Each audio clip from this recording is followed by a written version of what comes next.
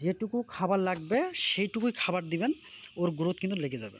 যেমন আমাদের মানুষের ক্ষেত্রে 2200, হ্যাঁ, 1800 থেকে 2200 কিলোক্যালোরি লাগে। বাচ্চাদের ক্ষেত্রে মানে যদি 21 বছরের যদি নিচে হয় তাহলে মোটামুটি 1800 কিলোক্যালোরি লাগে। যদি যুবক হয় তাহলে 2000 থেকে 2200 কিলোক্যালোরি লাগে। যদি বয়স হয়ে যায় তাহলে 1600-1800 কিলোক্যালোরি লাগে। তো আপনার যদি 2200 কিলোক্যালোরি যদি আপনার শরীরে যায় তাহলে সেটা কিন্তু 24 ঘন্টার মধ্যে পারফেক্ট, এবং সেটা কিন্তু একটা আপনি ওই শক্তিটা পাবেন। যদি 2400 2500 যখন হয়ে যাবে তাহলে ওই শক্তিগুলো কিসে রূপান্তরিত হবে? তখন আপনি ফ্যাট হয়ে যাবেন। হুম? তখন আপনার এই হবেন, সেই হবেন, তখন রক্তচাপ বেড়ে যাবে, এটা হবে, সেটা হবে। তো বডি ওয়েটটা কিন্তু হাইটের অনুসারে মানুষের ক্ষেত্রে যেমন গুরুত্বপূর্ণ, মুরগির ক্ষেত্রেও কিন্তু বডি ওয়েট এবং গ্রোথ দুটার জন্যই কিন্তু আপনাকে জানতে হবে। তো ব্রয়লার মুরগিতে খাদ্য ব্যবস্থাপনা যেগুলো, বা সোনালী মুরগি বা টাইগার বা অন্যান্য মুরগিগুলো, সবগুলোই কিন্তু আপনাকে কিন্তু সাপ্তাহিকভাবে বের করতে হবে। আমি জাস্ট এটা একটা ধারণা দিলাম। জাস্ট একটা বেসিক ধারণা দিলাম, এটা কিন্তু আপনাদেরকে বের করতে হবে। তাহলে কিন্তু আপনি কি করতে পারবেন, আপনি তখন চিন্তা করতে পারবেন যে আমার দিনে যদি আমার 50 গ্রাম খাবার যদি দেশি মুরগি খায়, তাহলে আমার ওই ফিডটাকে আমরা কি করলাম, মানে ফিড হোক, চাল হোক, আর যেটাই হোক, তাহলে আপনি কি করলেন, 50 গ্রামের মধ্যে বা 60 গ্রামের মধ্যে আপনি 20 গ্রাম দিলেন চাল, আর বাকি 40 গ্রাম দিলেন খাবার। তাহলে দেখেন, তাহলে মুরগিটা কিন্তু আপনার 60 গ্রাম কিন্তু ফিড দিতে হচ্ছে না। তাহলে চাল দিয়ে কিন্তু রিকভারি করলেন, তার মানে খরচটা কমে গেল। আপনি কি করলেন, 50 গ্রাম খাবারের মধ্যে আপনি কি, সরি, 60 গ্রাম খাবারের মধ্যে আপনি 50 গ্রাম চাল দিলেন আর 10 গ্রাম হচ্ছে ফিড খাওয়ালেন। তাহলে আপনার ফিডটাও এক মুঠ দিলেই যথেষ্ট। তাহলে ফিড কিনতেই হচ্ছে না। তাহলে চাল, খুদ, গম বা বা কি বলে, ভুট্টার পাশাপাশি যদি আপনি এক মুঠ করে যদি খাবার দেন, তাহলে তো 50 গ্রাম খাবার তো হয়ে যাচ্ছে। এরই মধ্যে আপনি বাকি যে অন্যান্য যে খাবারগুলো, যে আমি বললাম না যে সাপ্লিমেন্টারি খাবারগুলো, লতা পাতা, হাবি জাবি, কাঁঠাল সিজনে সিজনে হাবি জাবি, হুম, তখন কিন্তু আপনি কিন্তু দেখেন, যখন সিজনারি যে খাবারগুলো যখন দিবেন, তখন কিন্তু আপনার খাবার খরচটাও কিন্তু, খাবারগুলো কিন্তু, অন্যান্য খাবারগুলো কিন্তু অল্প দিতে হবে। তখন দিনে আপনি একবার দিলেন। যেমন আমার খামারে কিন্তু আমি কিন্তু সেই কাজগুলো খুব করি। শীতের সময় যখন আমি বাঁধাকপি, ফুলকপি যখন খাওয়াই বা অন্যান্য যখন খাওয়াই, তখন কিন্তু দিনে শুধু আমি একবারই খাবার দেই, 2 বেলা খাবার দেই। তার মানে আমার কত টাকা কিন্তু সেভ হচ্ছে। তো এটা কিন্তু খাদ্য ব্যবস্থাপনা ক্লাসে কিন্তু আমি আলোচনা করতে চাইছিলাম। আমি এই টপিক্সটা কিন্তু এখানে রাখি এই কারণে যে আপনারা কতটা স্মার্ট খামারি, এটা আমি জাজ করার জন্য রাখি। এখন মুরগির রোগ নির্ণয় করব। দেখেন, মুরগির রোগ নির্ণয় করতে গিয়ে দেখেন খাবার ব্যবস্থাপনার ক্লাস কিন্তু এটা আমি দেখেছি। এজন্য প্রত্যেকটা ক্লাসেই কিন্তু একটার সাথে একটা জড়িত। এখন মুরগির রোগ নির্ণয়, যেটা আপনারা বারবার বলছেন যে হলো একটা রোগ, রানীক্ষেত হোক বা গাম্বুর হোক, একটা ছবি দিয়ে তার লক্ষণগুলো যদি দেওয়া হতো, তো সেটাকে কিন্তু আমি কিন্তু কখনো এভাবে করে করাইনি। হ্যাঁ, এখন সবাই কিন্তু এভাবেই করাই। আমি কিন্তু রোগ নির্ণয়ের ক্ষেত্রে 4টা সিস্টেমকে কিন্তু আমি প্রথমে হাইলাইট করছিলাম। তার মধ্যে 2টা হচ্ছে অন্যতম। একটা হচ্ছে পরিপাকতন্ত্র, যাকে নাড়ি ভুঁড়ি বলা হয়।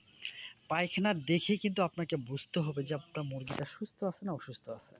মুরগির শ্বাস-প্রশ্বাস দেখে বুঝতে হবে যে মুরগিটা সুস্থ আছে না অসুস্থ আছে। 2টা ঘটনা, কি বললাম? পরিপাকতন্ত্র এবং কি বললাম? শ্বাসতন্ত্র।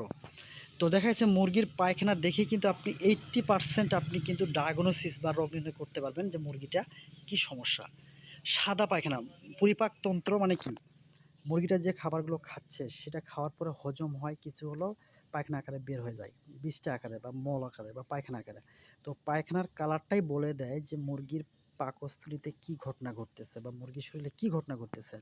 এই জন্য কিন্তু স্মার্ট খামারি তারাই যারা এইগুলো লক্ষ্য করবে। তো আমরা পরিপাকতন্ত্রে যদি কোনো সমস্যা হয়ে থাকে, তাহলে কিন্তু আমরা 3টা ঘটনা দেখি। এটা সাদা পায়খানা, সবুজ পায়খানা আর হলুদ পায়খানা। তার সাথে একটা কি দেখি, রক্তের মতো একটা কালার দেখতে পাই। তাহলে সাদা পায়খানা কোন কোন রোগের ক্ষেত্রে হয় দেখেন। আমি যদি আপনাদেরকে যদি প্রত্যেকটা রোগগুলো ধরে ধরে যদি আমি দেখাতাম, তাহলে আপনাদের মাথা এমনিতেই ঘুরে যেত। কারণ ম্যাক্সিমাম রোগের ক্ষেত্রে কিছু কিছু কমন কিছু বৈশিষ্ট্য আছে। যেমন মুরগি ঝিমানো, সব রোগে মুরগি ঝিমায়। মুরগি খাবার বন্ধ করে দেয় সব রোগের ক্ষেত্রে। মুরগি ঘন ঘন পানি খায় কিছু কিছু রোগের ক্ষেত্রে। মুরগি সাদা পায়খানা করে বেশ অনেকগুলো, কয়েকটা রোগের কারণে সাদা পায়খানা হতে পারে। এখন সাদা পায়খানা করলে বা চুনা পায়খানা করলে আমরা কি জানি, চোখ বন্ধ করে রানীক্ষেত। এটা হচ্ছে ভুল ধারণা। এই জন্য বললাম ভাই, যে ওইভাবে করে যদি আমি রোগ ধরে ধরে যদি লক্ষণগুলো যদি বলি, তো প্রত্যেকটা রোগের লক্ষণগুলো একাধিক কিন্তু লক্ষণ কিন্তু প্রকাশ পাওয়া যায়। এদের সাদা পায়খানা কি কি রোগে হয় এটা খালি আপনি খেয়াল করবেন।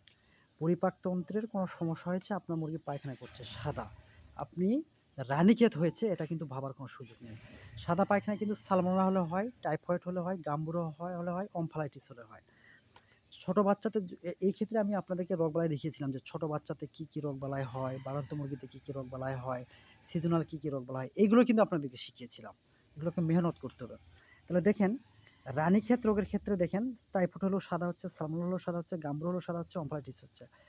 যদি সাদা পায়খানার সাথে যদি সবুজ থাকে বা রক্তকণা যদি থাকে একটু হালকা, তাহলে আপনি ধরে নেবেন এটা রানীক্ষেত। তাহলে পায়খানা দেখে আপনি কি বুঝলেন? সবুজ আছে সাথে সাদা, তাহলে কি হবে? এটা রানীক্ষেত।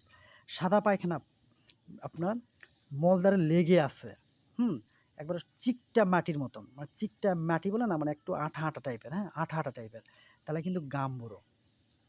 যদি যদি জায়গাটা আবার ভেজা ভেজা থাকলেও কিন্তু গাম্বুরো। আবার সালমোনেলা যখন হয় তখন কিন্তু পায়খানার দ্বারে কিন্তু ভেজা ভেজা কিন্তু পায়খানা থাকে, পাতলা পায়খানা করে, সাদা পায়খানা করে, আবার ওই পায়খানাটা কিন্তু চারদিকে কিন্তু ভেজা ভেজা থাকে, এটা কিন্তু সালমোনেলা। গাম্বুরো হলে কিন্তু মানে মাটি কালারের সাথে সাদা কালারটা দেখা যায় এবং কি হয় জানেন, আঠা আঠার মতো লেগে থাকে মানে পিছনে। অম্ফালাইটিস হলেও কিন্তু সাদা পায়খানা করে পানির মতন। এখন দেখেন হলুদ এবং সবুজ, আমরা কি জানলাম? সাদা এবং হলুদ সবুজ। এবার হলুদ যদি হয়, হলুদ বা সবুজ পায়খানা, সালমোনেলা হলেও কিন্তু সবুজ বা হলুদ হতে পারে। ফাউল ক্লোরা হলে কিন্তু পুরো সবুজ হয়ে যায়, ওখানে কিন্তু সাদা পায়খানা দেখা যায় না। মনে রাখেন, সবুজ পায়খানা শুধু সবুজ করতেছে, খালি সবুজ, তাহলে কিন্তু ফাউল ক্লোরা। আবার মাইকোপ্লাজমোসিস হলেও কিন্তু হলুদ হয় এবং সবুজ পায়খানা হয়। আবার এভিয়ান লিউকোসিস হলেও কিন্তু হলুদ এবং সবুজ পায়খানা হয়। রানীক্ষেত হলেও কিন্তু সাদা এবং রক্তদানা এবং সবুজ হয়। দেখেন, তাহলে মোটামুটি কিন্তু পায়খানার কালার কী কী ছিল? হলুদ, সবুজ এবং হচ্ছে সাদা। এইগুলো খেয়াল করে আপনাকে কিন্তু এই রোগগুলো ধরতে হবে। এখন মাইকোপ্লাজমোসিস হলে কি হয়? শ্বাসতন্ত্রের সমস্যা। এখন আপনি কি বললেন যে ভাই আমার মুরগি তো হলুদ এবং সবুজ পায়খানা করতেছে, তাহলে এই কয়েকটা রোগগুলোর মধ্যে ফেলাবেন। দেখলেন যে মুরগির শ্বাসকষ্ট হচ্ছে, তাহলে চোখ বন্ধ করে থাকবেন, এটা মাইকোপ্লাজমোসিস। মুরগির ঝুঁটিটা নীল হয়ে আসতেছে, হঠাৎ মারা যাচ্ছে, তাহলে ফাউল ক্লোরা। মুরগির বয়স কত? বাড়ন্ত মুরগি। মাইক্রোপ্লাজমোসিস হলেও কিন্তু 4 সপ্তাহের উপরে, মানে 1 মাসের উপরে কিন্তু হয়। তো এইভাবে করে এটা কিন্তু ভাই রোগবালাই ক্লাসগুলো কিন্তু না অনেক গুরুত্বপূর্ণ এবং অনেক মেহনত করতে হয়। এটা একদিনের কোনো কাজ না ভাই, আমাদেরকে অনেক মেহনত করতে হইছে। তো এই জিনিসগুলো কিন্তু আপনারা খেয়াল করবেন। এইগুলো হচ্ছে পায়খানা দেখে। এখন আমরা দেখব কি রোগাক্রান্ত মুরগির ঝুঁটির রং। ওই যে মুরগির লুতি এবং ঝুঁটি থাকে, যদি নীল হয়ে যায় তাহলে ফাউল ক্লোরা। আমি বারবার বলছি যে আপনার মুরগির কালারটা কীরকম ছিল ভাই? তো বলছে নীল হয়ে গেছে, তাহলে আমি ডাইরেক্টলি বললাম ফাউল ক্লোরা। এটা কিন্তু ভুল ধারণা। বার্ড ফ্লু হলে হয়, মারাক্স হলেও, আবার এভিয়ান লিউকোসিস হয়। এভিয়ান লিউকোসিস হলে ওই লুতিটা, হ্যাঁ, বা ঝুঁটিটা কিন্তু কুঁচকে যায়, মানে কেঁকড়া মেকড়া লাগে যায়। তো নীল হয় কী কারণে? ফাউল ক্লোরা। বার্ড ফ্লু এবং মারাক্স, এখানে এখানে বিষয় আছে। ফাউল ক্লোরা হলে দেখা গেছে যে পায়খানাটা পুরোটাই সবুজ এবং নীল হয়ে গেছে, তাহলে এটা ফাউল ক্লোরা। যদি দেখা গেছে যে ওই অটল বা হচ্ছে কমটা, মানে হচ্ছে লুতি এবং ঝুঁটিটা যদি নীল হয়ে গেছে, আবার মর্টালিটি 100% হয়ে গেছে, এবং দেখা গেছে মুরগিগুলোর শ্বাসকষ্ট হচ্ছে, মুরগির পায়ে কিন্তু কি পায়ে হচ্ছে লাল লাল দাগ হয়ে গেছে, তাহলে বার্ড ফ্লু। মারেক্সের কিন্তু সেম কাহিনী হয়, এভিয়ান লিউকোসিস সেম কাহিনী। হ্যাঁ, যদি ফ্যাকাশে হয়ে যায় তাহলে টাইফয়েড, এভিয়ান লিউকোসিস। অনেক মুরগি কিন্তু দেখবেন যে ওই লুতি, মানে হচ্ছে ঝুঁটি এবং লুতিটা কী হয়ে গেছে? ফ্যাকাশে হয়ে গেছে, তাহলে কি বুঝতে হবে? টাইফয়েড বা এভিয়ান লিউকোসিস। এবং ফ্যাকাশে হয়ে গেলে সালমোনেলা হলে কি হয়? ছোটো বাচ্চাতে হয়, হ্যাঁ, তখন কিন্তু কি হয়? মলদ্বারে কিন্তু ভেজা ভেজা সাদা সাদা থাকে। এই জিনিসগুলো কিন্তু আপনাকে করতে হবে। এভিয়ান লিউকোসিস হলে কিন্তু ব্যাপক পরিমাণে কিন্তু পাতলা পায়খানা করে মুরগি। এটা কিন্তু ভাইরাসজনিত, তখন অ্যান্টিবায়োটিক খাওয়ালেও কাজ হবে না। তাহলে দেখেন এই যে জিনিসগুলো কিন্তু আপনাদেরকে ভাই জানতে